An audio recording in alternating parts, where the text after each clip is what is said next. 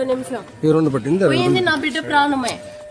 కానీ దీనికి మాత్రం హెచ్ఓడి సార్ యువరాజులు కంపల్సరీ నాకు వచ్చి ఇప్పుడు నాకు సమాధానం చెప్పాలి. సరే నా బిడ్డ ప్రాణం పోయింది సార్, పై నుంచి కింద పడినాడు కదా, ఆ నిమిషం నుంచి ఇంతవరకు ఒక కాళ్ళు నాకు చేసి చెప్పలేదు ఆయన. క్లాసుకు రాలేదనేసి ఎప్పుడు చూసినా కంప్లైంట్ ఇస్తానే ఉంటారు, క్లాస్కి రాలేదు, అది చేయలేదు, ఇది చేయలేదు అని రిక్వెస్ట్ చేసి నేను చెప్పేసే వెళ్ళాను సార్ 1 వీక్ ముందు. మళ్ళా నా బిడ్డ పై నుంచి కింద పడే అంత మూర్ఖుడు ఏం కాదు, అర్థమైందా? కష్టపడి కుటుంబం నుంచి మేము పుట్టినాం సార్, వాడికి అర్థమవుతుంది. కానీ ఏదో జరిగింది, దానికి సమాధానం వాళ్ళు చెప్పే తీరాలి. ఇప్పుడు మేము లోపలికి వెళ్ళి అడిగిన దానికి ఈ బాబుని లోపల నుంచి బయట కింద తోసినారు.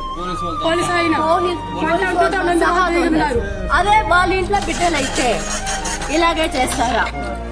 మీ ఇంట్లో బిడ్డలు కూడా ఉంటారు కదా సార్, చదువుతారు కదా, వాళ్ళకి ఇలాగే సమాధానం చెప్తారా? తండ్రి లేకుండా నా బిడ్డ చావుకు మాత్రం కంపల్సరిగా న్యాయం చెప్పాలా, చెప్పి తీరాలా. వీళ్ళు చెప్తేనే ఇక్కడ నుంచి మేము కదులుతాం. కంపల్సరీ వాళ్ళు మేనేజ్మెంట్ కోటాలో సీట్ వచ్చిందనేసి సార్ మా బిడ్డను తెచ్చి ఇక్కడ చేర్పించినాము.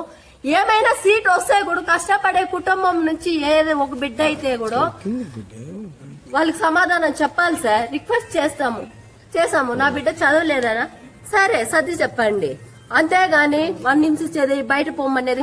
2 రోజుల ముందు ఒక అమ్మాయి చనిపోయింది, అమ్మాయి పేరు ఏమైనా వచ్చిందా? కాలేజీ యాజమాన్యం పేరు ఏదైనా బయటపడిందా? లేదు, ప్రైవేట్ కాలేజ్ అని మాత్రం వేసేశారు అంతే. అమ్మాయి ప్రాణం పోయిందా ఉందా మాకు తెలీదు, కానీ ఈ రోజు మా అబ్బాయి ప్రాణం పోయింది. ఇంతవరకు కాలేజ్ యాజమాన్యంలో ఇంతవరకు మాకు ఎటువంటి ఫోన్ కాల్స్ కానీ ఇంతవరకు మాకు వీళ్ళు ఏం చెప్పలేదు. పిల్లలు చూసి నాకు ఫోన్ చేసి, కాలేజీలో ఉండే పిల్లలు చూసి ఫోన్ చేసి చెప్తేనే మా అబ్బాయిని పోయి చూశాను. నాకున్నది నా అబ్బాయి ఒక్కడే సార్. కంపల్సరీ కాలేజ్ యజమానందే ఏదో తప్పు ఉంది, వాళ్ళే నాకు సమాధానం చెప్పాలి.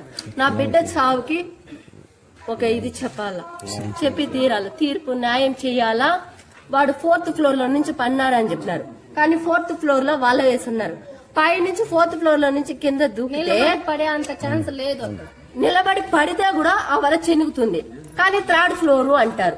సరే 3rd ఫ్లోర్ లో నుంచి పన్నాడు అనుకో, వాడెంత అంత మూర్ఖుడేం కాదు, అర్థం చేసుకునే మనస్తత్వం వాడికి ఉంది కాబట్టి ఉండే వాళ్ళని హింసించాడు. అలాంటి మనస్తత్వం కలవాడు, అంతేగానే ఇంత ఇది చేసుకునే అంత పరిస్థితి నా బిడ్డది కాదు. కానీ కాలేజీ యాజమాన్యంలో ఏదో తప్పు ఉంది, కానీ వీళ్ళ మాత్రం నాకు సమాధానం చెప్పే తీరాలి.